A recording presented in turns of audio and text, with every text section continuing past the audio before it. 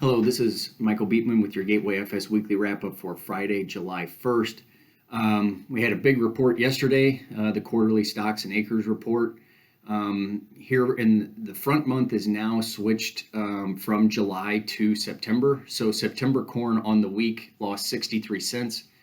Nearby bean futures month is August, and that contract lost 11 cents on the week.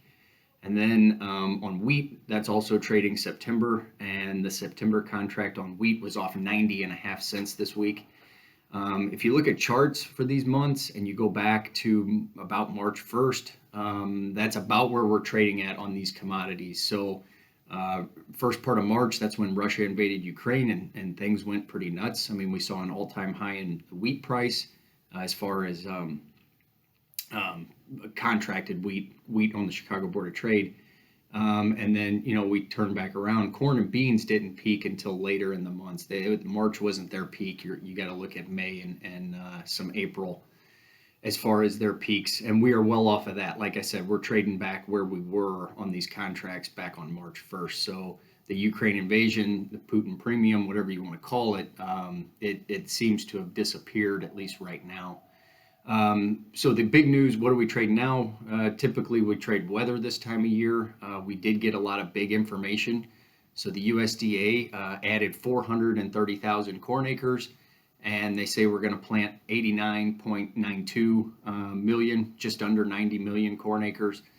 Bean acres were off 2.6 million down to 88.32 million.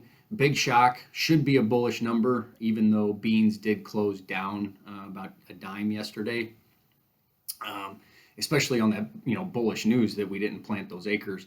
I'm thinking a lot of them came from the northern states where they just could not get anything in the ground. They were cold, they were wet, and it wasn't conducive to planting. So I think you're going to see a lot of prevent plant acres. But as I say, here going forward, we will get weather. 7-day weather forecast is beneficial. It's showing rain up in Iowa, northern central Illinois, and then northern Indiana. We are supposed to get some rain as well, but just not as much as those guys. So we'll see.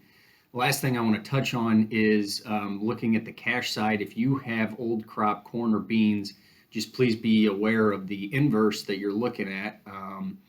On corn, we're looking at about $1.20 less in the month of August, and beans, you're looking at about 87, call it 90 cents less on an inverse. So just look to move your old crop corn or beans in the month of July, because right now, the way the bids are set up, the corn's worth $1.20 less and beans are worth 90 cents less in August. So if you have old crop, you might want to think about moving it, because you're just looking at an inverse in the market. So as always, if you have any questions, please feel free to give myself, Adam Parker, or Phil Sally a call at 282-4000. Thank you.